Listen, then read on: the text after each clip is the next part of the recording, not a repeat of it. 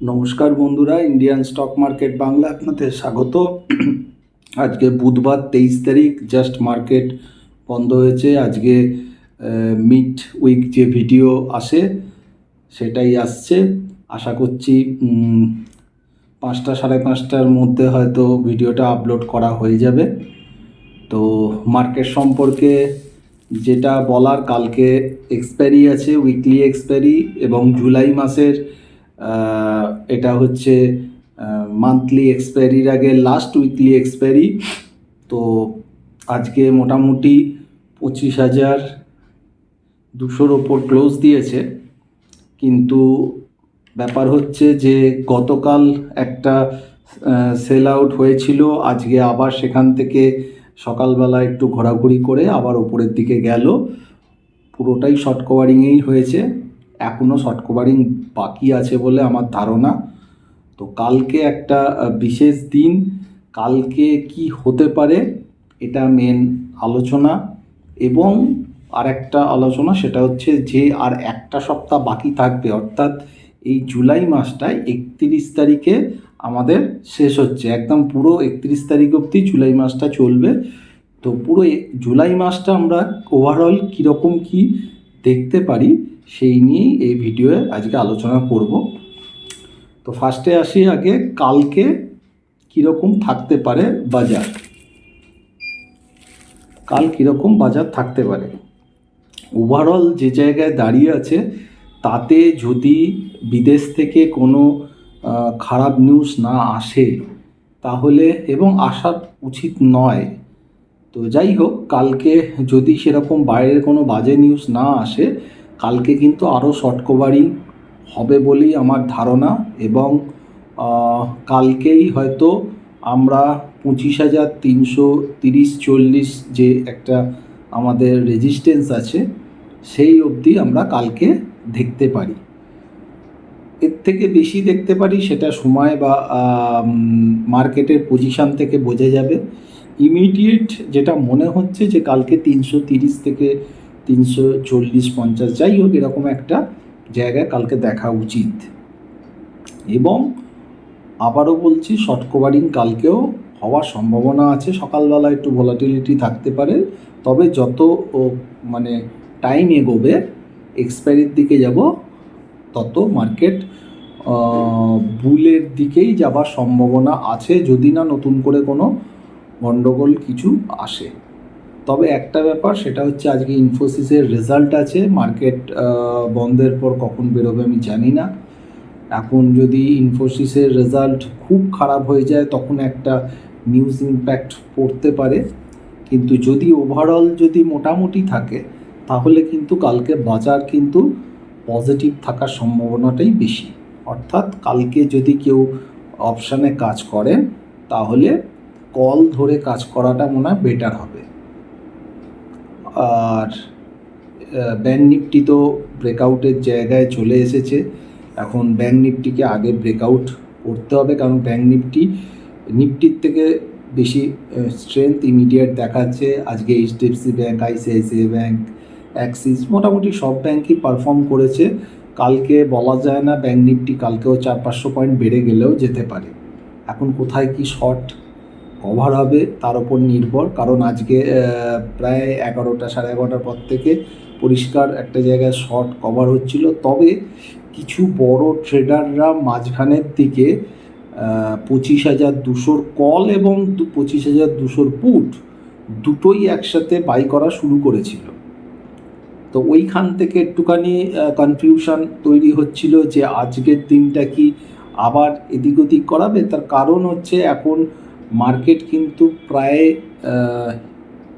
অনেক কিছু উল্টোপাল্টা করাচ্ছে, এবং যাতে স্টপ লস ট্রিগার করা যায় বা রেঞ্জ বাউন্ড করে প্রিমিয়াম ইটিং করা যায়, এই রকম কাজগুলো কিন্তু করাচ্ছে। এবং বাজার কিন্তু মাঝে মাঝে এইসব ঘটনা ঘটায়। তার কারণ হচ্ছে বাজার অনেক সময় এক একটা জেনারেশনকে বার করে দেয় মার্কেট থেকে, তো তার কাজকর্ম কিন্তু চলে। তো একটা যেটা বড় আমার কাছে মনে হচ্ছে যে নেগেটিভ ব্যাপার, সেটা হচ্ছে যে মানুষের সাইকোলজির মধ্যে একটা ঢুকে গেছে যে স্টক মার্কেটে টাকা রেখেছি, সে ক্যাশে হয়তো ক্যাশেই কোনো স্টক ধরে আছে, হ্যাঁ, তো তার মানে এই স্টকটা ও আজ নয় কাল, কাল নয় পরশু উপরের দিকে যাবেই যাবে, নিচে আসবে না, আর এলেও আবার উপরে চলেই যাবে। এই যে ধারণা সবার মধ্যে, এবং সবাই হঠাৎ করে তাদের কাজকর্ম ছেড়ে যে এই মার্কেটের ওপর ঝাঁপিয়ে পড়া, এটা কিন্তু একটা অশনি সংকেত। কারণ সবসময় কি হয় যে হয়তো কোনো কারেকশানের ব্যাপার, টাইম কারেকশান, এটাও কিন্তু করিয়ে দিতে পারে। মানে কি, হয়তো প্রাইস কারেকশান সেইভাবে হলো না, কিন্তু যদি এখন 1-1.5 বছর টাইম কারেকশান করিয়ে দেয়, তাহলে কিন্তু আরও বাজে। আমার মনে হয় এর থেকে প্রাইস কারেকশান অনেক ভালো টাইম কারেকশানের তুলনায়। কারণ টাইম কারেকশান করলে মানুষের ধৈর্যের অবস্থা খুব খারাপ হয়ে যায় এবং অনেক দিক দিয়েই কিন্তু লস নিতে হয়। তো মার্কেট কিন্তু এইটাই আমার একটা প্যানিক। আদারওয়াইজ মার্কেটের কন্ডিশন খুব একটা খারাপ নয়, বা ইকোনমি দিক দিয়ে ভারতবর্ষের যে একটা বড় বুল র্যালি চলছে, বহুবার বলেছি এ র্যালি এখনও চলবে, অনেক দূর অবধি যাবে, কিন্তু এর মানে এই নয় যে তার মাঝখানে কোনো কারেকশান আসবে না। এই কারেকশান যখন আসে, কখনো টাইম কারেকশান, কখনো প্রাইস কারেকশান, কিন্তু এখন বারবার দেখা যাচ্ছে যে প্রাইস কারেকশানের থেকে টাইম কারেকশানটা আসছে। এটা কিন্তু একদিক দিয়ে বলতে গেলে খুব বোরিং হয়ে যায়, এবং এই বোরিং হওয়ার জন্য কিন্তু অনেকেই মার্কেট থেকে হয়তো আউট হয়ে যায়, এবং যাওয়ার পর বাজার কিন্তু নতুন করে চলা শুরু করে।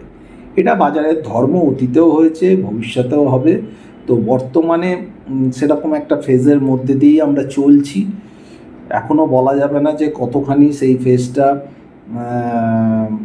শেষ হবে, তবে সব সময় ধরে দেখতে হবে। তো যাই হোক, ইমিডিয়েট আপাতত যে জায়গায় মার্কেটের আমার যা দেখা বা আমার যেটা নিজস্ব মত, সেটা হচ্ছে নিফটি 25,650 থেকে 750 একটা ভালো রেজিস্ট্যান্স জোন হয়ে আছে, আর নিচের দিকে 24,800 থেকে 25,000, এইটা একটা স্ট্রং সাপোর্ট জোন হয়ে আছে, বা বলা যায় 25,700 থেকে 950, এটা একটা স্ট্রং সাপোর্ট জোন হয়ে আছে। অর্থাৎ এই যে নিচের দিকে সাপোর্ট আর ওপরের রেজিস্ট্যান্স, এর মধ্যে বাজার ঘোরাঘুরি করবে বলেই আমার ধারণা। এবারে যেদিকে ব্রেকআউট বা ব্রেক ডাউন যাই দিক না কেন, তারপর নতুন করে চিন্তা ভাবনা করা যাবে, কিন্তু তার আগে এখনও কিন্তু বাজার এর মধ্যেই ঘোরাঘুরি করছে। নিফটির জন্য আমি বলছি, ব্যাঙ্ক নিফটির ব্যাপারটা আলাদা। ব্যাঙ্ক নিফটি ব্রেকআউটের দোরগোড়ায় আছে, যখন তখন ব্রেকআউট করে দিতে পারে, কিন্তু কালকে ইমিডিয়েট আমার মনে হচ্ছে কালকে পজিটিভ দিন হওয়ার সম্ভাবনাটা বেশি আছে। এছাড়াও রেজাল্ট পরপর আসছে, কিছু ভালো কিছু খারাপ, প্রত্যেকবারই মিলিয়ে মিশিয়ে হয়, এটা নিয়ে কোনো ব্যাপার না। এবার আসি যে এই মাসের লাস্ট যে কদিন ট্রেডিং ডে আছে, মোটামুটি 5-2-7 দিন যে ট্রেডিং ডে আছে, আমার ধারণা খুব একটা নিচের দিকে যাবে বলে আমার মনে হয় না। হয় টাইম কারেকশানের মধ্যে থাকবে, অথবা ওপরের দিকে যাবার সম্ভাবনাটা বেশি আছে, যদি না কোনো উল্টো পাল্টা নিউজ এসে যায়। আর ট্রেড ডিল এখনও আটকে আছে, পয়লা আগস্ট, 1 আগস্ট লাস্ট ডেডলাইন আছে। আমার ধারণা যেদিকে এগোচ্ছে ট্রেড ডিলের, জাপানের সাথে দেখা যাচ্ছে বা আদার্স জায়গায় যা দেখা যাচ্ছে, মনে হচ্ছে ট্রেড ডিলটা কিন্তু খুব একটা খারাপ জায়গায় হবে বলে মনে হচ্ছে না। তবে এটা অনেক বড় জায়গার, বড় লেভেলের ব্যাপার, ইমিডিয়েট পুরোপুরি বলাটাও শক্ত। তবে বাজার নিশ্চয়ই দেখিয়ে দেবে তার আগেই কী হতে যাচ্ছে না যাচ্ছে। তবে আমার ব্যক্তিগত ধারণা যে জুলাই মাসের লাস্টের দিকটা, যে এই 5-7 দিন ট্রেডিং ডে আছে, ওভারঅল, এর মানে নয় যে কোনো দিন নেগেটিভ হবে না, এটা বলছি না, ওভারঅল ওপরের দিকে থাকার সম্ভাবনা বেশি। তবে আগস্টে কিন্তু আবার একটু ধাক্কা আছে, তারপর রিবাউন্ডও আছে। ডেট ফেট টোটালটাই তৈরি করা আছে, দেখা যাক। এবারে তো হুবহু ডেট মিলে গেছে, যে ভিডিওয়ে বলা হয়েছিল, মানে গ্রুপ ভিডিওয়ে যে মাসের প্রথমে বলা থাকে ডেট হিসাবে, বউ মিলে গেছে এবারে। তো আশা করছি আগস্ট মাসটাতেও কিছু খারাপ কন্ডিশন, মানে ডেট হয়তো আছে।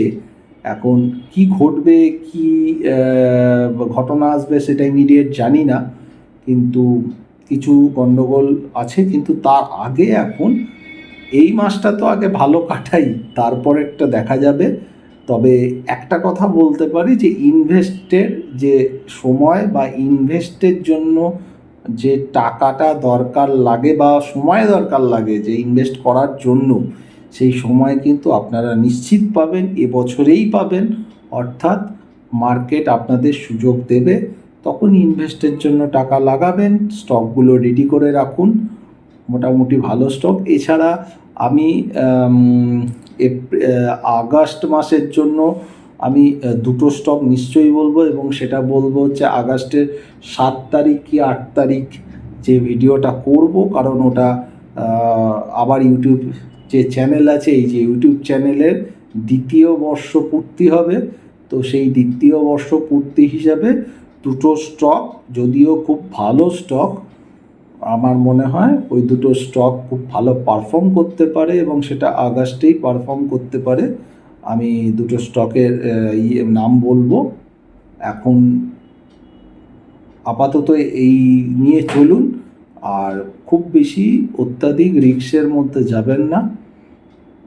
একটু পয়সা পেলে পয়সাগুলো বুক করুন, আর প্রত্যেক দিন ট্রেড করার চেষ্টা করবেন না, কারণ মার্কেট কিন্তু প্রত্যেক দিন এখন ট্রেড করার সুযোগ দিচ্ছে না। জোর করে ট্রেড করতে গেলে কিন্তু লস হওয়ার সম্ভাবনা অবধারিত।